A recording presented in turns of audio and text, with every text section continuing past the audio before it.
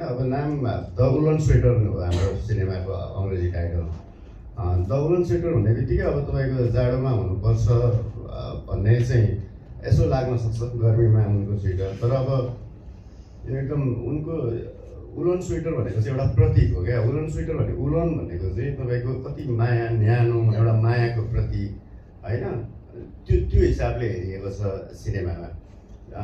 यो चाहिँ गर्मीमा लाउने, जाडोमा लाउने भन्दा पनि यो चाहिँ अब एउटा मायालाई दिएको एउटा मुलायम, कोमल, नरम होइन, एउटा चाहिँ त्यो हिसाबले हेरिएको छ यसलाई।